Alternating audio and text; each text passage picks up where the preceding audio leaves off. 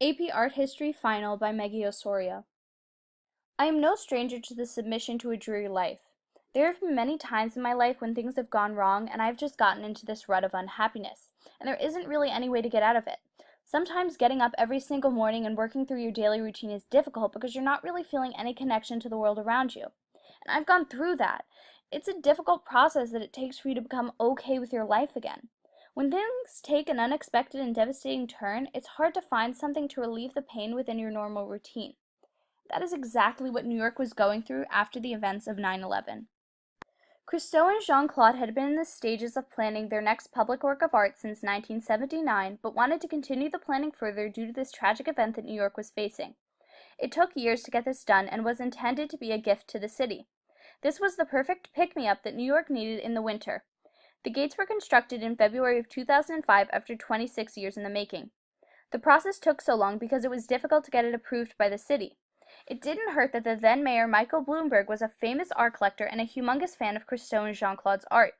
He really stuck up for them and tried to get this process moving along further as he really admired their art and appreciated this piece. The total cost of these gates was $21 million. Of course, New York was weary when they were first faced with this price, but the gates were made entirely by using money raised by the artists, as well as their own personal money that Christo and Jean-Claude had. It cost the city absolutely nothing to construct these gates, going along with the function to be a true gift to the city. New York workers were even hired to help in the construction. The objective was to make the gates a meaningful public art with a respectful relationship and admiration with the environment. This was done by incorporating these vibrant colors at key points along Central Park pathways. The basic form was a three-sided rigid vinyl frame with two steel footings. The saffron-colored fabric panels hung from the top of each gate, illuminating the dreary winter scene in Central Park. Just look at it. I mean, the color was absolutely eye-catching. A total of 7,503 gates flowed endlessly throughout the park with no specific start or end. Its purpose was simply to please. This modern twist added a new view to the landscape of the park, which was met with some resistance from critics. Some critics felt that it might disrupt the natural habitat that Central Park created, but I do not think this is the case.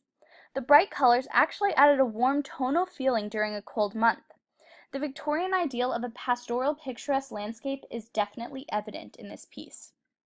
As pedestrians walked in Central Park, they were greeted by the gates. When the wind blew, a golden ceiling emerged, creating warm shadows. The gates were along central pathways of movement. They complemented the natural environment and created an experience for everyone. The gates were like a sprinkle of heaven in this urban landscape. The artists Christo and Jean-Claude were destined for each other. They were born on the same day in the same hour in different countries. The couple met in Paris and fell in love creating art together. Jean-Claude was so in love with her husband that she once said she would have gone into whatever profession he was in just to be his partner. They created environmental works of art together. People wondered why the artist would spend so much time and money creating these temporary works of art. It really is an important question to ask. Why spend so much money on temporary works of art? Christo remarked about their work. The temporary quality of the projects is an aesthetic decision.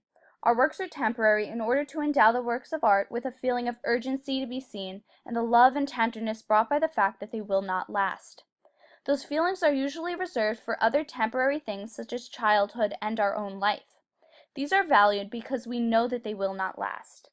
We want to offer this feeling of love and tenderness to our works as an added value and as an additional aesthetic quality.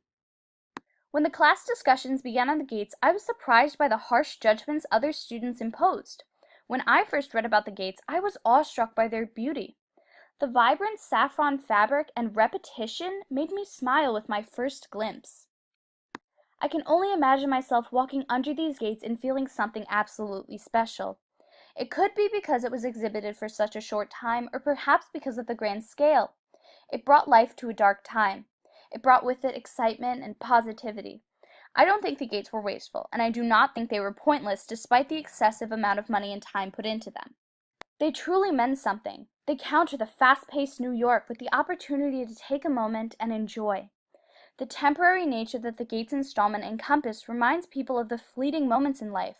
One must truly experience life to its fullest as often as they can.